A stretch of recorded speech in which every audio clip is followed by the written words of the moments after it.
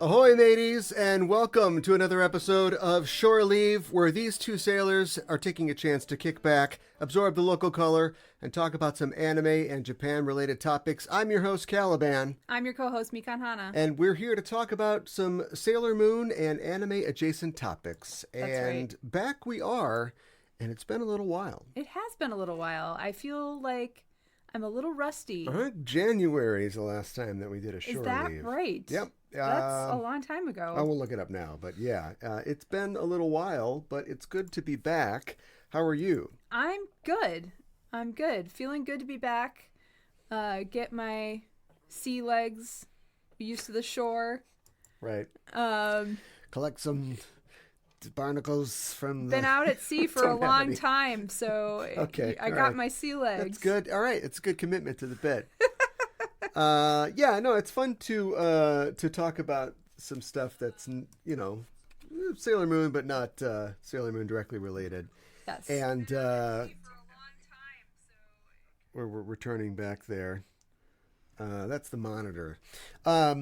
You know, I don't get to do this stuff usually. I just make horse noises. And so I like also researching things and talking about things. And so I look forward to it for that reason. I hope our audience looks forward to some of the topics that we've got for them today. We actually, speaking of topics, we asked our Princess Patrons if they had any topics that they'd like us to touch on. Yeah. And Princess Patron Myth Reindeer asked us if we knew of any other places that Adzuki beans showed up in Japanese life. And oh boy. Yeah? You asked the wrong question. So many places. Oh my goodness. Like Adzuki beans, rice and porridge. Yes. Also, I know what you're talking about. Yokan, which is a jellied dessert made from anko paste. Anko itself is Adzuki beans mixed with sugar. Agar and sugar. There's also daifuku, which is rice cake stuffed with anko paste. Doriyaki, which is the pancake sandwich. Yep. A dessert sandwich made from 2 pancakes and anko paste. But the red beans in Japanese red beans and rice, or sekihan, are not Adzuki. They're actually cowpeas. Okay, I'm very curious about the name. But don't worry. Cowpeas? Yeah, I've never heard that before. Yeah, cowpeas are just... All right. Yeah, what are cowpeas? They're peas, and they come from cows. No, don't even worry about that, because there's also ondango. Mm-hmm. You got your dango, but this is like... hey, you don't have any bean paste on there. Bam! There it goes. There's also taiyaki, of course, the fish cake. I love taiyaki. Love those. I want to have one of those someday. You will. There's Adzuki bean curry. Do that? Curry. Interesting. Sure. Yeah, I mean, you've already got, like, there's red bean curry. There's probably cowpea curry. You can also use them in noodle dishes. Sure. You can have them in popsicles. Yeah. And you can even have it on muffins. There's just so many freaking uses for Adzuki beans. That's just crazy. They're everywhere. It looks, okay, that muffin, I bet it's matcha with Adzuki beans. It's probably actually pretty good, but it doesn't look very appetizing. It looked, you know, there's a texture problem here. Yeah. You feel like, oh, a warm, delicious, sweet muffin, and then also like, it's like, some beans. You know what it reminds me of? Or are they, you know, what? Like those cornbread corn muffins, and you So take far, a so big good. bite, and then there's corn in the middle, and it just comes out. All right. Well, that's where we differ, because I'm fine with that. I'm not okay with that. That's My best friend tells a story about that quite a lot, and that was a horrific experience for her. Oh, well, she wouldn't like that. That's how you make it, like the cornbread or the corn muffins. You know, you get the can of cream corn in there, and that goes in the mix like that. And well, if it's all mixed up, that's fine. It's just the cavity of corn kernels that I object to. Well, wait till you have an Adzuki bean muffin with Adzuki beans inside. There you go. Anyway, that's an answer to your question, Myth Reindeer. There are so many more. but that is just a few. We'd like to say welcome to the people who are watching on Twitch and on YouTube. Thanks for joining us. And for our ongoing experiment, at this point, I don't think it's even an experiment, is it? We're just streaming these live episodes. We are streaming. And we'll be watching our chat, of course, throughout the show. So join in to the conversation. Let us know what you think about what's going on. If you haven't yet, why not take this chance to subscribe to us here on Twitch by hitting the heart and the bell icon. You get notified when we're live and broadcasting in the future, and it really does help out. And the same thing goes for YouTube. Give us a sub on YouTube if you haven't yet. That helps with our engagement.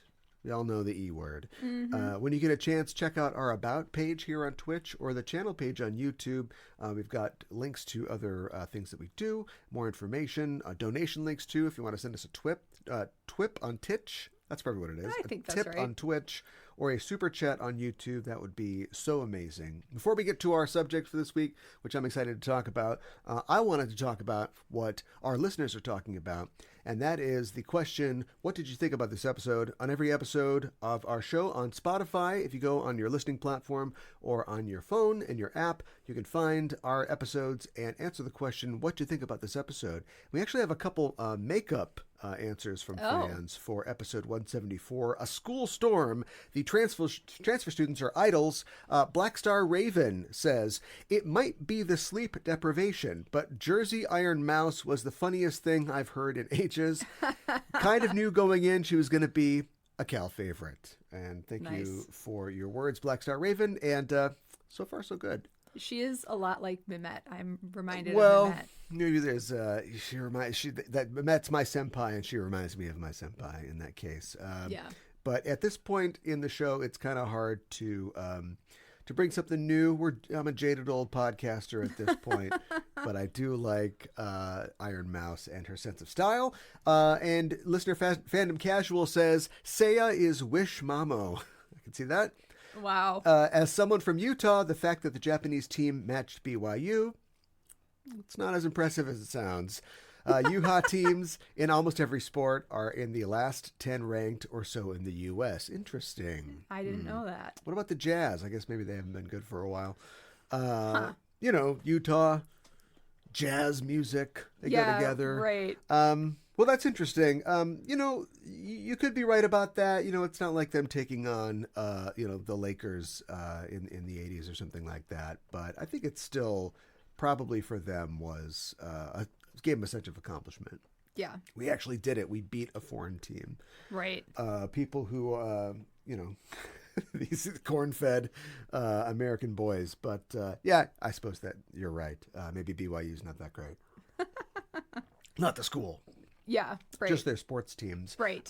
Thanks for your responses to that question. And listeners, if you want to, and viewers, if you want to answer the question, what did you think about this episode? You can do that by going to Spotify on your computer or on your app. I want to talk about news in the world of Sailor Moon. If we've got time, we do. And the only news I want to talk about is this tweet that I saw from Twitter, X user, Magical Girl Boss, at Magical Girl Boss. If you disagree with her, don't go after her. I'm just trying to credit her. Okay, assuming it's a her. And the tweet goes like this. I'm going to say it. The Sailor Moon 90s anime is not the feminist masterpiece many people think it is. Everyone uses these same 3 screenshots to prove it's the paragon of feminism. But when you watch the anime, it has some really outdated and sexist shit. And the screenshots are from the episode Goodbye Jadeite from season 1 of Sailor Moon. Old men think that they're better than women these days, says Ray. Ami says, that's right, scorning women is positively feudalistic. And Usagi Sailor Moon says, down with sexual discrimination. I've not read the replies. Well, speaking of replies, yeah, it looks like Magical Girl's doing all the replies. This is a thread, so I see. I haven't covered the whole thread. But what do you think about what Magical Girl Boss is girl bossing about? I think it's a hot take, personally. Mm-hmm. I've seen a couple hot takes recently with Sailor Moon's return to the airwaves in Toonami. I think people are going, oh yeah, I've got opinions about Sailor Moon. I remember Sailor Moon. Yeah. I think that yes, there are moments that we've talked about in our show where it hasn't been great feminism. And I haven't done the graph yet. I want to release a graph.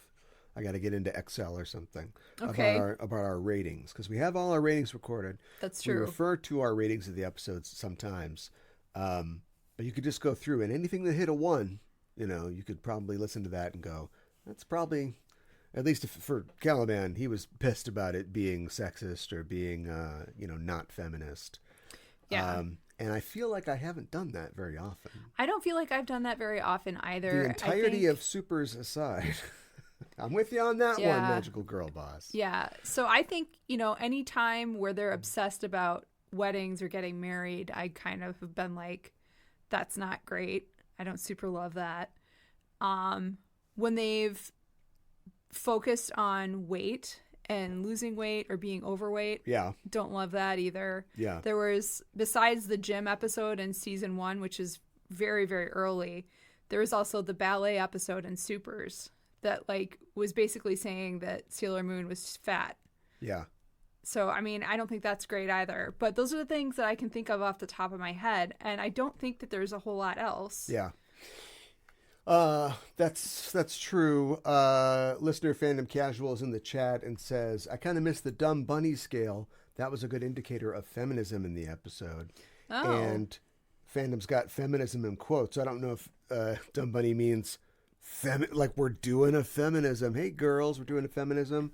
And the reason that has disappeared is because she's not a dumb bunny anymore, at least not for the reasons that I was using that. I think that we have outgrown that scale. Yeah. So other than, the irony of a show being about pretty girls and yelling makeup, I don't know what Magical Girl Boss is talking about other than just seeing the missteps that a show made in the 90s can do. We talk all the time on the show about how it very cleverly, I think, the villains that they face, the challenges that they face are often framed in terms of, femininity. Yep. The monsters all have high heels and, and that sort of thing. And I think that they often meet those challenges. And if you think that a 15-year-old girl shouldn't, become a blubbering mess because her boyfriend, tells her he can't, be with her for secret reasons, then obviously that's going to disappoint you. I hate to talk about Star Trek, but half of my life is Star Trek. So many people look at episodes of Star Trek and go, that's so racist, so sexist. It's like, or that's homophobic. Is it racist, sexist, or homophobic? Or is that literally the issue that is being dealt with here? Right. When Trip tries to interfere with a race that has, 3 different genders, and one of those is, socially disadvantaged to the other 2, is that a sexist depiction, or are they trying to metaphorically show a society that is like some of the societies we have on Earth still? Right. And I think that I try not to talk about media literacy a lot, but I feel like the sort of lack of media literacy in some viewers leads to them being outraged. It's good that they're outraged. It means that their feelers are up for when things are bad. And there's a lot of people who watch uncritically and do not catch things like that. But I think it's important to know when there's a criticism happening on the part of the show and when the show is just going, I'm dumb and fat and I like boys. And, there's been a moment or two of that. But they fired those writers, hopefully. Yeah, I agree. And I think that one other thing that came to mind is maybe people are objecting to the monsters being overly sexy because, they don't always have a lot of clothes on and they've got high heels. And there were times, was it S, where they all had a star somewhere on their body? And sometimes they were inappropriately placed. And we've seen in the first season where they go skiing, the monster has snowmen on her boobs, but it's kind of ridiculous too. I think you have to look at it and delve into it and see what were the inspirations for this. Right.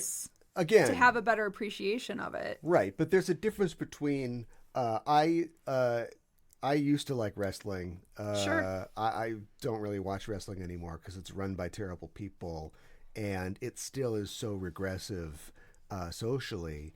But it's like the men are going to have the Intercontinental title match, and the women are going to have, they're going to wrestle in a big pumpkin pie that's a mud bath, and it's just like. There's fun is fun, but when they're competing at completely different levels and not having the same opportunities, that's not great. Yeah. And so the sort of sexy things, you could ask yourself, well, I mean, if this show's aimed at 10-year-olds, do we want snowman boobs stuck in a 10-year-old's face? Right. No, but I don't want to be a part of the kind of growing subsect of commenters, especially on Twitter, who are like, everything's so it's too sexy. It's too this. Why is there sexy in this? Why are adults having relationships and doing things that adults do? Like there's this prudishness, and it's not everybody, but I just wonder, what's behind that. I don't know. Maybe it's 10 years of Game of Thrones putting boobs in your face. Well, Here we are talking about boobs again, and what we wanted to talk about was Magical Girl Boss's statement. So. Not 100% agree with Magical Girl Boss, but I would say that is something that I want to see. I want to see what she's talking about in the show. So yeah, I want to see more positive feminism in the show, and I do think that the show does a lot of really great jobs of like highlighting that. Yeah, everybody on the internet, and part of it is like because you've got a little bit short amount of time, 280 characters or whatever to make your point. It's just it's made all of our discourse. So black and white, Yep. And so to make her statement, she has to say, and again, I should just say they. To make their statement, they have to say, it's not feminists. It's like, well, can't it just be 75% feminist and 25% not living up to feminism? Right. That's kind of my opinion. Yeah. Fan Casual says, split the difference, talk about rings of power. Yeah, okay. I don't want to do that. I don't either. Anyway, I want to talk about what you want to talk about, Mika. What subject do you have for us on this shore leave? Yeah, I want to talk about over-tourism or banning tourists from sites. Interesting. Yes. Okay. So, due largely to rude behavior by foreigners, Japan has been banning tourists from certain places and activities. In the year and a half since Japan reopened its borders to travel following COVID-19 pandemic, crowds of foreign visitors have returned to Japan. More than 25 million travelers came to Japan in 2023, and nearly 5.5 million people visited in the first 2 months of 2024 alone. Wow. Going past figures of the same period in 2019 by 7%. So people are really coming to Japan in droves, and that's probably largely because the yen is so low right now, like the conversion rate for anybody in the US and in Europe. And I'm not sure about other countries how that rates, but people, people travel based on their interests, I suppose, or the type of scenery they want to see, or whatever deal's going on at Hobbit Travel or whatever. Yeah. But that's a new way to sort of travel, is to look at the money markets and go, oh, well, the currency's down here. Yeah. You want to go to, Lithuania or whatever? That's interesting. I do want to say, too, that I think that a lot of what I'm going to talk about, people think of, when they think of over tourism, they think of white people from America. Yeah. But in reality, the people who are coming to Japan, I think number 1 is South Korea. 2 is China. 3, I believe, is Taiwan. And Hong Kong, I think, is 4th. And America is 5th. Is it South Korea where Japanese people go to South Korea because the won is down versus the yen, and then they just buy like a bunch of stuff? Yes. Yeah, and go back? Okay. Yeah. All right. Visitors to the Geisha district of Gion, one of Kyoto's most popular sightseeing spots, are, as of April 24, banned from entering the beautiful side streets. And then I have the first photo here. So there's a geisha or a maiko on her way to work. The area's main thoroughfare, Hanamikoji Street, will remain open to visitors. Previously, there was a ban on taking photos in certain areas. Photo number 2. Okay. But not everyone, especially tourists, paid attention to it. So this person has Oh, they're just taking a picture of the geisha. Yeah, they are. But you can see that their stance and they're on their cell phone. And there's actually a video of this, and she's like following the Maiko or the geiko. They're called geiko in Kyoto, the geisha. But she's like following her around, and she's trying to get around her, so she's like weaving in and out, but she can't get past this woman. And another woman shames her and is like, "You can't do that," she says in English. Really? Yeah. Is there a... Everybody's talking on the internet about this. So I quit my job, so I was able to watch the Jenny Nicholson video, which is 4 hours long. That's the only way I could get it done. Oh, my God. So everybody's talking about, the Star Wars hotel. Oh, sure. Is there like a Star Wars hotel equivalent kind of thing in Japan? If you go to Japan, you see traditional people, but is there anywhere where they pretend to like be back in the day? Do they have to be in character and stuff like that? There's a Jidaigeki amusement park. Okay. And they shoot a lot of TV and movies there. Oh, sure. Do they have storylines where you... I don't know. That's a great question. Yeah, no, of course I have no idea. It's ridiculous. So, sorry, continue. But yeah, not a lot of tourists paid attention to the photo ban, as you can see from our photo here. Yeah. The signs said no photography on private roads. And signs and fines were up to 10,000 yen, which is around $63.52 USD. For photography, this is like banned for photography without consent, and have failed to deter visitors determined to take the photos of the women. Gion, where geiko, which is what geisha again are called in Kyoto, and maiko, who are traditional entertainers, photo 3, can be spotted on their way to the evening tea house appointments, are regularly targeted by smartphone wielding visitors. So you can see there are a couple people here pointing their phones at this geiko as she is trying to get to her job, and doesn't want to be pestered. We need to give these girls a tunnel.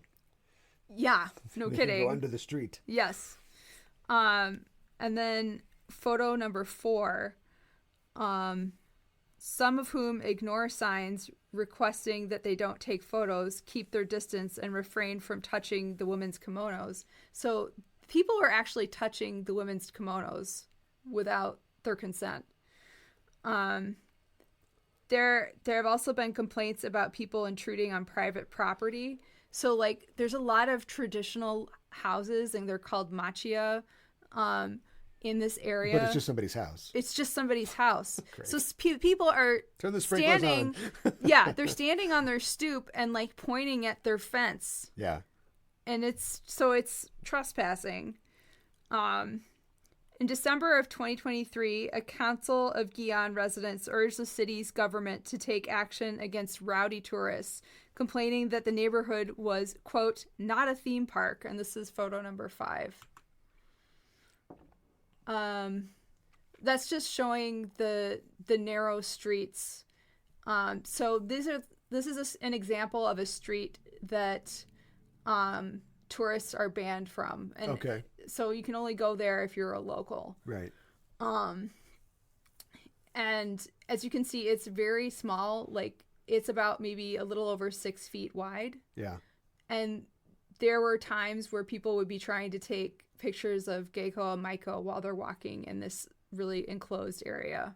It's just, you can imagine it's very claustrophobic. The signage in prohibited areas says private road, do not enter, fine up to 10,000 yen. And again, that's $63.52. Yeah. So photo number 7. Okay, I'm a little ahead of myself. Oh, okay. So maybe go back one. I'm reminded of signage at cons. A costume is not consent. Right. Just because geiko and maiko are all dressed up in traditional garb and makeup, that doesn't mean that it's okay to take photos of them without their consent. They're not there to amuse you. When I went to Kyoto in 2008, I saw a geiko or maiko, and my friend who was with me, who is Japanese, asked if she would take a picture with me, and she said yes. So it's not hard to get consent. You just need to ask for it. And I wasn't taking a picture of her without her permission. So, yeah. She's like... Yeah, exactly. Like, I guess I'll do it.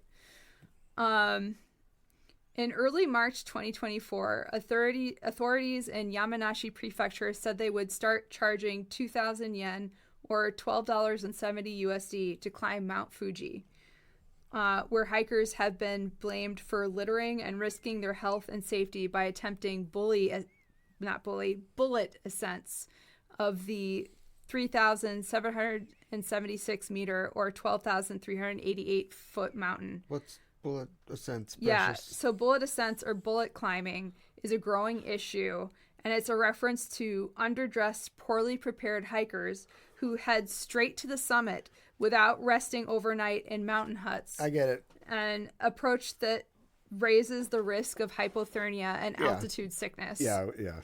Okay, I get it. Yeah. All right, it was what it sounded like. It is, yes. Mount Fuji is administrating a daily visitor cap of 4,000 people. You go to photo number 8 now. Sorry, you're already on it. Oh, I was on 8. Okay. For the opportunity to make the trek, the new rules will begin July 1st, 2024, when climbing season begins. So climbing season is very short for Mount Fuji. It's always in the summer because it's really cold there as you get higher up. Right. So it's like 2 months. It's like July and August. Okay. In recent years, more than 400,000 people have summited Mount Fuji in the 2 months in late summer when it's allowed. Wow. That's roughly 7,000 people a day, not counting the many more who hike to a lower elevation on the mountain. The largest base station, called Subaru, was 4 million visitors in the summer of 2023, for example. The result is human traffic jams and trash problems, both of which pose environmental concerns. There's another thing, too, like in Japan, like it's not just on Mount Fuji, but their streets are pretty clean because people are pretty good about not littering, but you don't find a lot of trash cans all over because of the sarin gas attacks in the subway station. So you have to basically take your trash with you until you find a trash can. Yeah. So as you can imagine, there's not going to be a trash can on Mount Fuji, at least not unless you're at a base camp. But that doesn't mean you should throw it on the ground. Additionally, in nearby town Fujikawa Guchiko, a black barrier is being installed to block the view of Mount Fuji as seen from a Lawson convenience store, the Japan Times reported. So this is photo number 9. So you can see right there's Fujisan in the background, and there's Lawson's. The most picturesque gas station in the world. Yeah, exactly. This spot has become an all too popular location for snapping images of the famous mountain floating in the background behind the store. This all happened due to some viral TikTok posts. If you go to photo 10 now, there's a whole group of people, and then you see people in front of them taking pictures. So there's a line of tourists here. And consequently, authorities are reportedly erecting a net that will measure 8 feet high and 65 feet long. So it'll completely block Fujisan. Lots of tourists are in the street to get the best photographs. That's photo number 11. So that's saying don't run out into the street, essentially. And the fact that they have to put signs up like that is just kind of like, you all are adults. What's going on here? And they were weaving through traffic and causing chaos for the locals. That's photo number 12. So this is in the middle of the street. I don't know if you can see that, but kind of in the background, there's a sign for Lawson, and there's the curb right there, and the people in the foreground are in the street. So this is a common occurrence, and people are rushing it to and from. There's people like parking their cars, or you're not supposed to park. This is right in the train line too. Yeah. Because nobody's got they don't look like, it looks like they don't live here. Yes. But they're in like casual pants and shoes. Nobody's like, oh, I'm going to go hiking. I'm a tourist. I got my stuff. So they're just like, hey, want to take the train down to the thing. And well, and I would like to say too that these are local people. I'm sure there's ugly Americans in there somewhere, but yeah, but a lot of it is local people, and they're talking about how this is over tourism, but there's tourism. That's true. If you're not from there, it's over tourism, I suppose. The restaurant Kadoya, which is an izakaya in Tokyo's Sumida City, put out a sign, quote, Japanese language only, to go to photo 13. This is the last of my photos here. The restaurant owner tweeted about a situation in his restaurant. Quote, a white couple came into the store, and when I told them, if you don't understand Japanese, I can't help you, they asked in English, no English menu? And I answered them in Japanese, no. This is Japan. I also speak English when I go to an English country. Make an effort to speak Japanese in Japan. If that is not possible, bring an interpreter. So opinions were mixed on this on Twitter. Some were like, yeah, you should learn Japanese if you're coming to Japan. And others were like, this is a little harsh. And then the restaurant owner went to Twitter again. Quote, I don't want to be misunderstood, he said. Our restaurant doesn't refuse all foreigners. Those who can communicate in Japanese can come.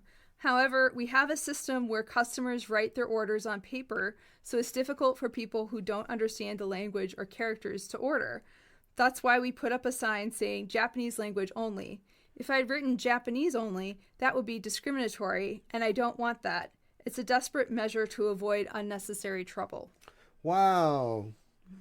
If you're a fly, watch your butt. Because this guy's really cutting some fine points here. Yeah. Plus, so we had a restaurant in our city called The Bad Waitress. Yes. And basically you got a tear off from a piece of paper, and you just go, yeah, I want eggs. No Tabasco or whatever. And then you turn it in, and then they bring it to your table. There's no waitresses, basically. I mean, there was a waitstaff, but you know what I mean. Yeah. Google Lens. Oh, sure, I love the sushi. What you're describing, sir, can be mitigated with current technology. By and large. And we don't have to talk at all. So why, because I can't speak Japanese, I can't come into your place. Sometimes menus are handwritten. You sound like a jerk. Yeah, I know. Some menus are handwritten, and that gets kind of scary when you're trying to... I don't want to. I hate hearing English, and I have sloppy handwriting. Come to my restaurant. Well, buckle in because it gets worse. Well, there's more? There's more. All right, let's get through it. The restaurant has temporarily closed on the 21st of May due to, quote, mental and physical stress. In their closure message, the owner said, I don't know when we're opening again, but it'll be as a bar that doesn't depend on oh-so-precious white personages who can't read Japanese. Oh, because it kind of seems like we figured out what it was in the end. Yeah, so you are racist. Okay. No, we got it. That's good to know. All right. Believe people when they tell you in another language who they really are. Yeah, exactly. That's too bad. It is too bad. Say, I noticed that we both have Sailor Moon mugs. Oh, well. Sailor Meow. There you go. Oh, wait. Yours is Star Trek. I thought you had the Sailor Moon mug. All right, so... It's a magical adventure in space. Yes.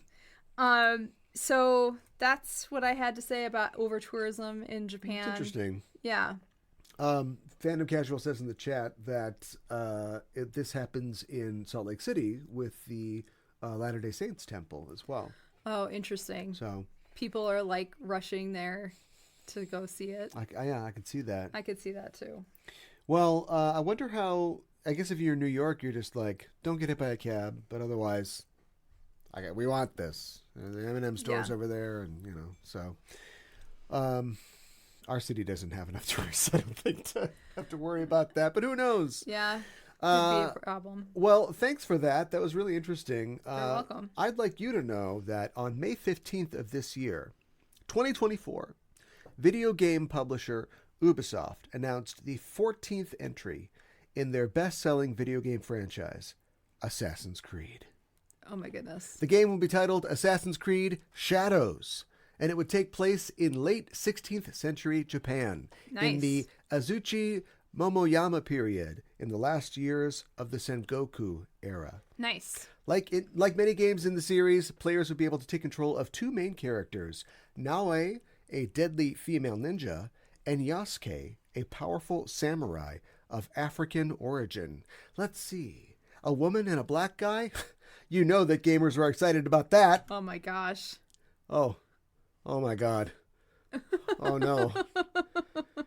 Yeah, making gamers play a female character is always a hard sell, especially when they're, martial badasses. Oh my Tell me gosh. you didn't grow up playing Tomb Raider without telling me you didn't play Tomb Raider. Yeah, really. But the real sticking point was apparently the very idea of a black samurai. As always, the cries, emphasis on cry, the cries of historical inaccuracy and wokeness, DEI, RPG, CIA, XYZ, PDQ, echoed across the internet.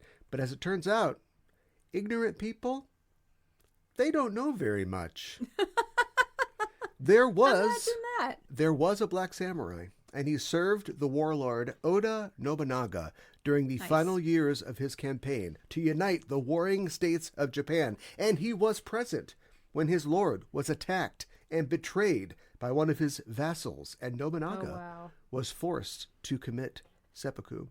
Oh my gosh. Real world events, which will undoubtedly be depicted in the Assassin's Creed game. Though, we should note that the historical veracity of Assassin's Creed is iffy sometimes, and intentionally so, as was pointed out by one of my favorite gaming YouTubers, Captain Astronaut. And here's an excerpt from his video on the subject. Assassin's Creed in Italy, you play as Italian man. Assassin's Creed in Greece, playing you play as Greek man. Assassin's Creed in Caribbean, you play as a Welsh man. Assassin's Creed in Britain, you play as a Viking from Norway. Assassin's Creed in Turkey, you play as Italian, but those are all different. Everything in the past was artistic intent. Everything in the present is woke pandering. Assassin's Creed has always been a realistic, historically accurate, escapist fantasy. Historical accuracy and authenticity. Like when Leonardo da Vinci would improve your weapons, or when George Washington activated some magic fruit, or when the goddess Minerva shows up after you fist fight the Pope as the final boss, or flying on a Pegasus in Valhalla, or when Arden from Final Fantasy 15 shows up and summons Bahamut in Egypt. Yes. I should clarify that he is, he is playing the role of one of the Turbo Virgins who is complaining about this. Yes, I gathered that. So we get it. Based on historicity, not necessarily totally historical. And I will try not to quote his awesome Assassin's Creed Shadows video verbatim, because he's made the excellent point in the video that Assassin's Creed has already featured 3 African or African-American protagonists. There's Aveline de Grandpré from the PS Vita Assassin's Creed, which I can't remember the name of it right now, Adewale, who is in an Assassin's Creed game, and though they are slaves or children of slaves. And then, of course, there's Bayek of Siwa, who's in Assassin's Creed Origins, which is set in Egypt, which... I don't know where that is in America. But anyway, so if you don't like black people being all over the globe, don't give them free rides that they don't want. That's history, baby. They're everywhere. And before you think it's all greasy white boys who have a skewed version of history, here's the image accompanying the Yahoo Japan article that I read on the topic of Yasuke. Wow. Yeah. So anyway, great. It's really telling. Yeah, it's a complicated issue. So let's do something that's really fun, and let's ignore idiots online and talk about the life of Yasuke, the Black Samurai. Okay. Obviously, I got a comment from Captain Pantsu. Yes. Yeah, a ton of badly behaviored tourists, them have been Chinese, which is a real shame, but does not help the complex tensions between our two countries. You could find no Australian signs in Hiroshima pretty commonly up until about a decade ago. Interesting. They're like, no Australians. Huh. I suppose there's a lot of Australian tourism. Yeah, because it's nearby. Okay. Well, interesting. Thanks for sharing that. Let's talk about Yasuke. There's no pictures of him. Cameras hadn't been invented, I hate to say. So I'll be substituting screen caps from Netflix's excellent Yasuke series and some other sources. Before we begin the story of Yasuke, we have to talk about his boss, Oda Nobunaga, artist rendition. From the end of the 15th century to the end of the 16th century, Japan was at war. The Ashikaga shogunate was nominally in control of Japan, but in reality, local lords or daimyo ruled their fiefdoms unchallenged. Long story short, Nobunaga here decided that it would be maybe fun to rule over more than just his land of Nagoya, and he began a conquest which began with his own Oda clan and ended with him and his allies installing their own shogun and having control over most of the country. Oh, wow. Now, at this point, in about 1579, is where Yasuke enters the story. There isn't a lot of information or historical documents, like official ones, about Yasuke prior to his arrival in Japan. The main historical sources that we have for the existence of Yasuke are many. They come from the letters of a Jesuit missionary named Louis Foix, a Portuguese priest, Ota Gyuchi's Shincho Koki, a history of the life of Nobunaga, compiled by one of his vassals after his death, and there are other two contemporary sources from French Jesuit historians, Jean Cressel's Histoire de l'Église du Japon, or the History of the Church of Japan, and François Sollier's Histoire ecclésiastique des îles les royaumes du Japon, wow, or the Ecclesiastical History of the Isles and Kingdoms of Japan.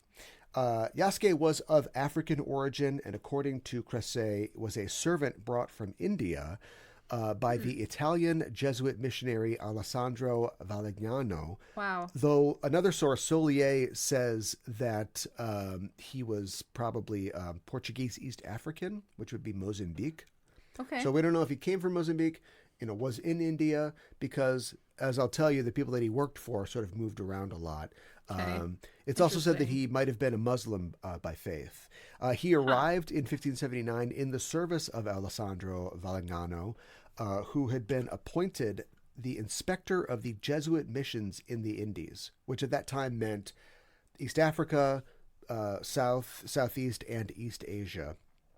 They spent the first 2 years of their travels in Japan, mainly in Kyushu, but in 1581, Valignano decided to visit Kyoto, the capital, as an envoy and have an audience with Oda Nobunaga to secure the Jesuits' place in Japan before leaving and moving to other places in the East. And this is before the official policy of Sakoku, or lockdown, banned all foreigners from the country, which would be later in the 1630s, I believe. Some exceptions were true. The non-Banjin were allowed to be there. On March 27th, 1581, Valignano, together with Louis Foix, had an audience with Nobunaga, and Yasuke is said to have accompanied them as an attendant. And this is specifically from Fro's letters. Fra wrote that while in the capital, a melee broke out among the local townsfolk who fought amongst themselves to catch a glimpse of Yasuke, breaking down the door of a Jesuit residence in the process. Wow. And it ended in a number of deaths and injuries among the Japanese. It's like Geiko or Maiko. He was a celebrity. Yeah, that's what I mean. He was a celebrity, so people were clamoring to see him. That's right. Fra wrote that Nobunaga longed to see a black man and summoned him. And when Yasuke appeared before Nobunaga, who had never seen a black man before, the warlord refused to believe that his skin color was natural and not an applied paint. Seriously? And made him remove his clothes from the belt upwards. Valignano describes how Nobunaga, thinking that he might have ink on his body, made him take off his clothes and wash his body. But the more he washed and scrubbed, the darker his skin became. Ota Gyuchi records in his Shincho Kochi that, quote, a black bozu means monk, okay, or a bald-headed person, from the Christian country has arrived. He appears to be 26 or 27 years old. The blackness of his body is like that of a bull, and he is healthy and of fine physique. Moreover, he has the strength of more than 10 men. Okay. Wow. Okay. The Padres came with him and thanked Lord Nobunaga for his permission to proselytize. Nobunaga liked Yasuke and said, "Give me mine now." So Yasuke became attached to Nobunaga as an attendant. Gyuichi writes, a black man, quote, a black man was taken on as a vassal by Nobunaga-sama and received a stipend. His name was decided to be Yasuke. And Thomas Lockley, the author of African Samurai, The True Story of Yasuke, suggests that Nobunaga may have heard Valignano's group pronounce his name Isake, or Isaac, and then named him Yasuke. Okay, I was going to ask what his actual name was. We don't know, but these are some theories from this Lockley guy. He says that Nobunaga may have learnt that Yasuke was from the Yao people of northern Mozambique, and then added Ske afterwards, which is a common male name at that time, making his name Yausuke. Okay. Those are just theories, though. He was given a short sword and a house. Oh, that's nice. Yeah. And he was sometimes carried Nobunaga-sama's sword in his armor and things like that. Okay. A Portuguese priest named Father Mexi wrote a letter in October of 1581 that said, quote, "The black man understood a little Japanese, and Nobunaga never tired of talking with him. And because he was strong and could do a few tricks, Nobunaga took great pleasure in protecting him and had him roam around the city of Kyoto with an attendant. Some people in the town thought that Nobunaga might make him a tono, or a lord." Oh, interesting. So after this, Yasuke went with Nobunaga after the warlord left Kyoto for Adzuki Castle in Omi province, which was one of his main bases, his main residences. Yasuke comes back into the historical record in 1582 when Matsudaira Itada, a vassal of Tokugawa Ieyasu, mentions in his diary that Yasuke accompanied Nobunaga on his inspection tour of the region after he had destroyed his longtime archenemy, the Takeda clan of Kai. Wow. And Itada states in his record, quote, "Nobunaga-sama was accompanied by a black man who was presented to him by the missionaries and to whom he gave a stipend. His body was black like ink, and he was 6 shaku 2 fun, or 182 cm, or around 6 feet tall." Okay. Which would be very tall at that time in Japan. And his name was said to be Yasuke. Right after that, Yasuke departed for Ichizen province with Fra and the other Christians, so it seems like that he had relative freedom of movement and may still have been involved with work with the church. Okay. He returned to Kyoto at the end of May 1582, but soon after, tragedy struck. On June 21st, 1582, Oda Nobunaga was betrayed and attacked by his senior vassal, Akechi Mitsuhide, in what's called the Honnoji incident at Honnoji Temple in Kyoto. Oh, no. Things are going pretty well for Nobunaga. He had a stranglehold on power across Japan, but he had sent his retainers and generals like Hashiba Hideyoshi and Tokugawa Ieyasu out to deal with the remaining resistance, which left him alone in the capital with only a small force to guard him. Mitsuhide took the opportunity to enact a coup, bringing 13,000 men to attack Kyoto, while Nobunaga had an estimated 150 men to defend him. That's not a lot in the grand scheme of things. No. Trapped in Honnoji Shrine, Nobunaga and his men did their best to defend themselves, but when they became overwhelmed and Nobunaga was wounded, he ordered his female attendants to flee and committed seppuku in the burning temple. Oh, wow. Yasuke was in Kyoto at the time, and it's not known if he was involved in the battle, but after Nobunaga's suicide, Yasuke was captured, but then later let go. And he went to Nijo Shingosho, the house of Nobunaga's heir nearby. The heir was Oda Nobutada, where Mitsuhide's men were also attacking, and he did help fight the rebel forces there. Okay. Fra wrote, quote, "A black man whom the visitor," he means Valignano, "sent to Nobunaga, went to the house of Nobunaga's son after his death and was fighting for quite a long time. When a vassal of Akechi approached him and said, 'Do not be afraid, give me that sword.' And so he gave him the sword. The vassal asked Akechi what should be done with the black man, and Akechi said, quote, 'A black slave is an animal and knows nothing, nor is he Japanese, so do not kill him and place him in the custody at the Cathedral of Padre in India.'"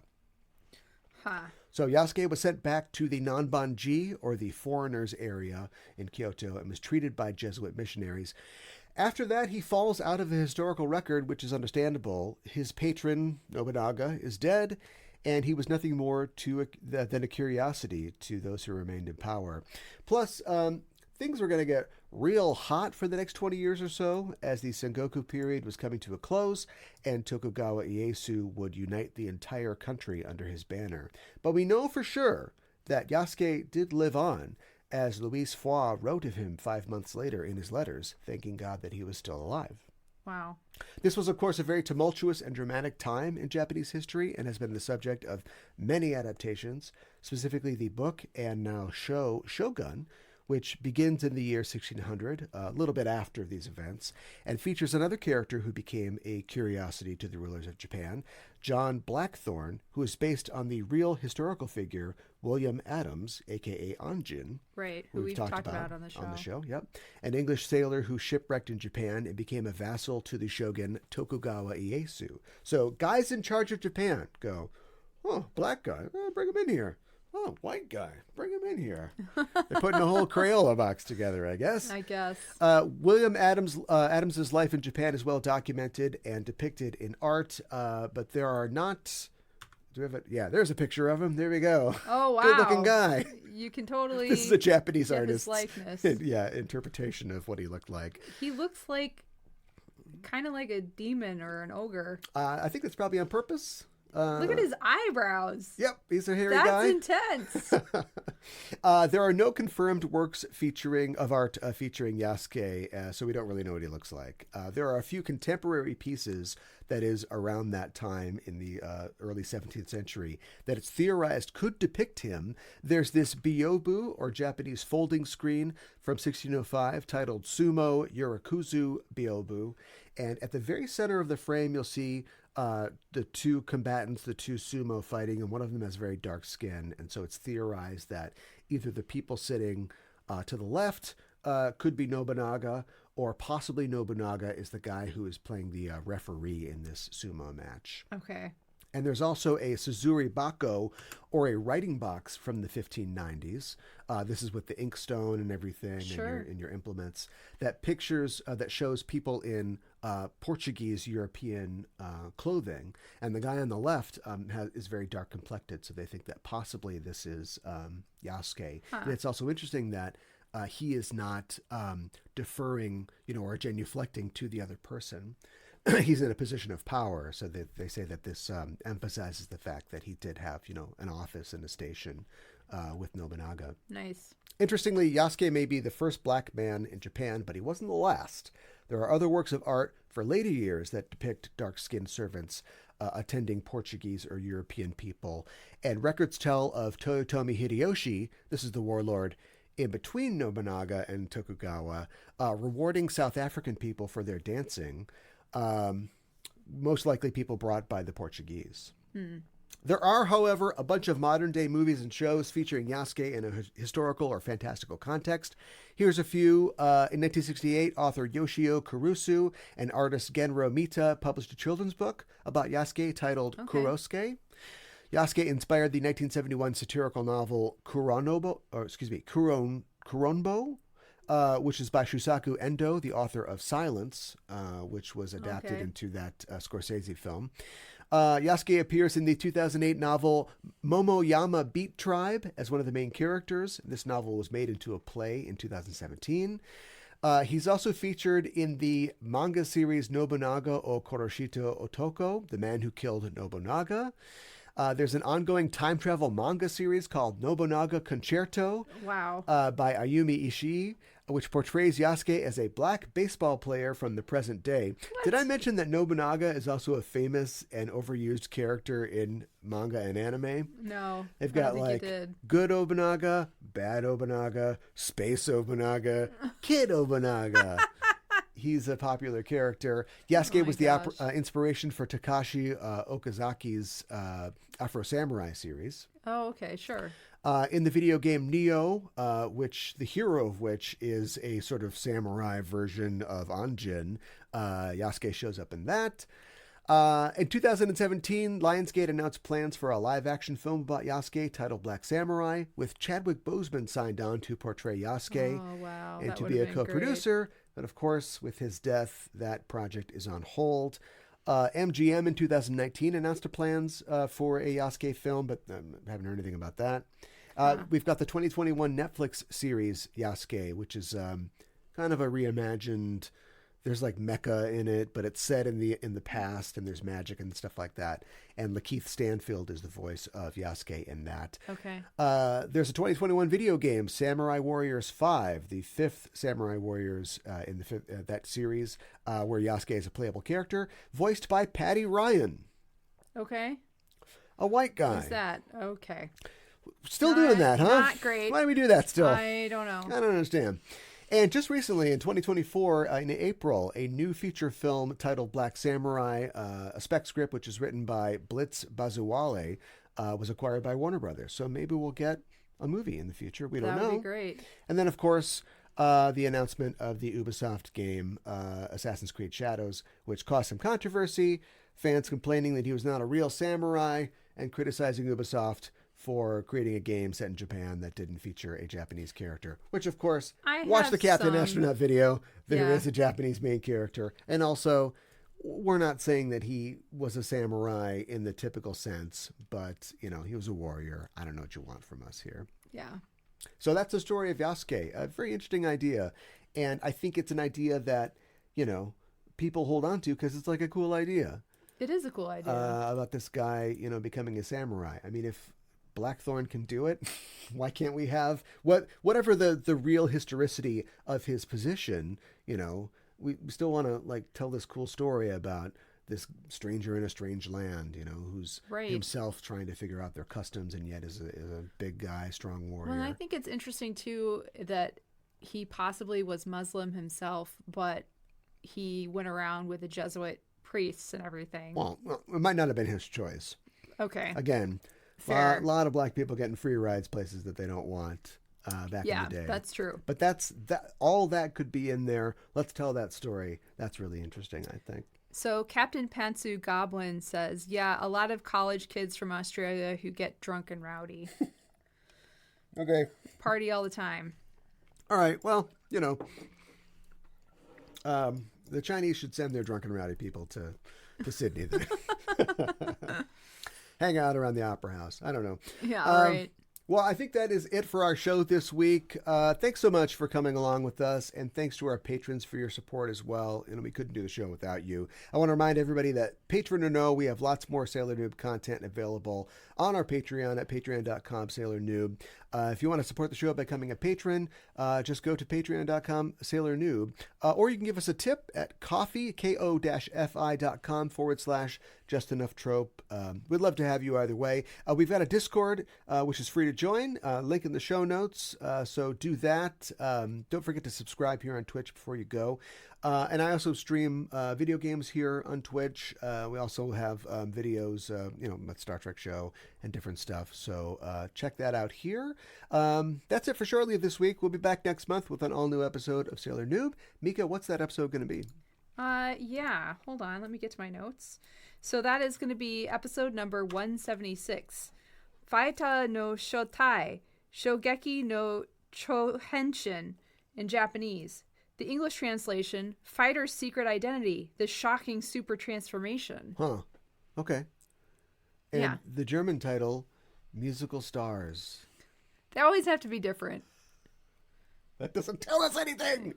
Maybe it does. Germans, what's up? Come on. They're like, the Musical Stars. They sing the musical? I don't understand the problem. Yeah, right. Hey, we got a new episode of Sailor Cinema on the Patreon where we talk about The Taste of Tea. Oh, my God. So good. Such a good film. I can't spoil anything. But it's also kind of unspoilable. There's a little girl and a big version of a girl. Don't worry about it. But it's a really good film, and we love talking about it. If you're a Princess Level patron or you're interested in becoming a Princess Level patron and hearing us talk about movies like Shin Kamen Rider, The Taste of Tea, the works of Satoshi Kon, and other great films of Japanese cinema, check that out at patreon.com/SailorNoob. I also wanted to mention, this is a little premature because we haven't actually published it yet on all the services, but we have a brand new podcast on the network, a podcast called Mona Lisa Overpod. It's a podcast about all things cyberpunk. We're hacking the data nodes, and we're getting the wires in the head, and we're you know what it is. That's right. Mika? You're surfing the net. We're using, we got dermatrodes, and we're breaking the ice. We got max headroom. We're cracking the D-base. Yeah, we got max headroom. There's electric lights everywhere. There's green numbers. Oh my god! We're in cyberpunk. Green numbers, yes. There's rain coming down. Yeah, Cyber exactly. rain. It's hosted by myself and author Lyda Morehouse, who is a cyberpunk and fantasy author. And we're talking about everything that we just mentioned. It's soon available on all your favorite services. And we've got a channel set up for that in the Discord too. So if you're a fan of futuristic science fiction or cyberpunk, join the Discord channel. Follow us on social media over at Mona Lisa Overpod and enjoy the show. I wanted to mention too that we have a merch store that we never talk about, but we have one. Yeah. It's currently on sale. We got t-shirts for Sailor Noob. $13, justinoftrope.threadless.com. Check that out. Put clothes on your body. Put our clothes on your body. That's it for us for this week. Thanks so much for joining us, and we'll see you next week when we make up for another episode of Sailor Noob.